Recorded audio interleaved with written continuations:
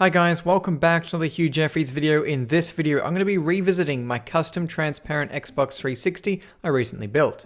In this video, I'm going to be customizing its controller. The stock black controller is in bad condition and doesn't match my unique Xbox, so it's time I fix that. Custom cases for Xbox controllers are readily available online in a variety of different colors and styles. Of course, to match my Xbox, I've chosen a frosted transparent housing, which cost only $16.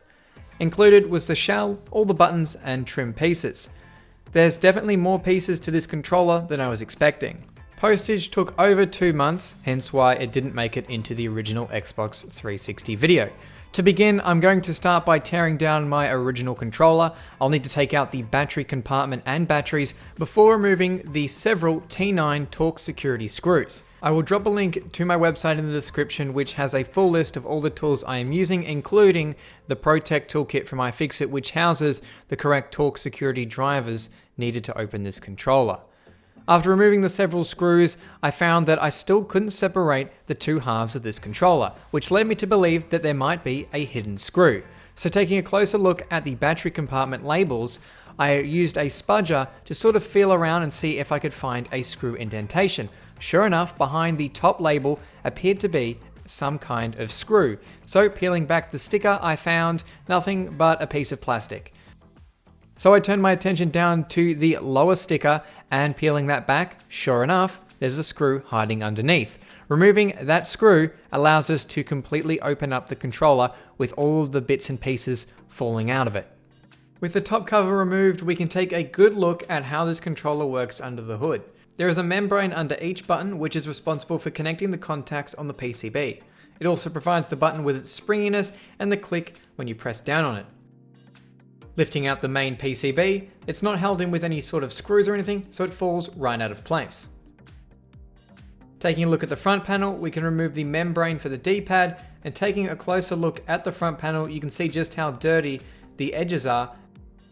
But turning our attention over to the PCB once again, we can flip it over and take a look at what we've actually got inside. There are two vibration motors, one is slightly larger than the other. These are just DC motors with a weight attached to them. And what we're interested in though is these trigger buttons, which are still black. We're going to take these off and put the frosted transparent ones in their place. We'll also need to take off the thumbsticks and replace those as well. The procedure to remove these trigger buttons isn't very simple.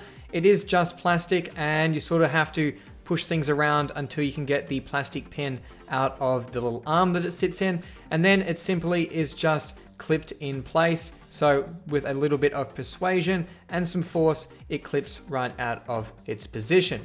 There is a spring underneath as well, which we'll need to make sure it doesn't go flying across the room because we'll need to reuse that with the new buttons. Pulling the spring off, we can install it on our new trigger button and align the spring with its post and put everything back together in the reverse order to what we did with removing the old button. Once it's aligned, we can test it out, make sure that it is still functioning as it should, and we can move over to the other side and repeat the same process. I found the second time round, this was much easier as I kind of knew what I was expecting when I was trying to get this removed and how it was actually seated into its little housing here. We can line up the spring once again on the new button, making sure it's attached to its post properly, and clip it all down back into place. Testing it out, it seems to be functioning just fine. I can attach the new thumbsticks, which as you can see, are also transparent. While I've opted to go fully transparent with this one, you could mix and match some of the old components to sort of have a transparent and black controller. I can attach the D-pad onto the new faceplate, and I can clean the inside of the controller, which had a little bit of dirt in it. I'll also clean all of the buttons before putting them back in, as they had a little bit of grime around the sides from plenty of use over a number of years. Using some cleaning alcohol and a microfiber cloth, I can get these parts looking like new.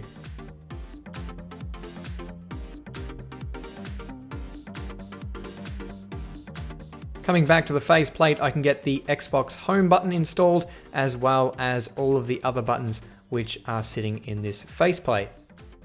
Installing the membrane for those buttons and the D-pad, I can put in this little support piece at the bottom of the controller, as well as attach the trigger buttons up top. Now for some reason this middle section is separate, but clipping it into place, I can install the sync button on the back of the controller as well, using a spudger to push that into place. I can then seat everything down into the faceplate and get the main PCB reinstalled, lining up the 2 vibration motors in each of the little arms, and push the PCB down into place, being careful to route all the buttons and everything correctly to make sure everything will be functioning when we put it back together. Once I'm happy with everything, I can reinstall the back panel by first clipping it down into place and firmly pressing it down, making sure there's no gaps or any issues with the casing itself. And then I can reinstall all of the Torx T9 security screws into the back of the controller. I found one of the screws particularly tight, so I gradually tightened and loosened it, therefore making sure not to snap off the plastic peg which the screw is going into.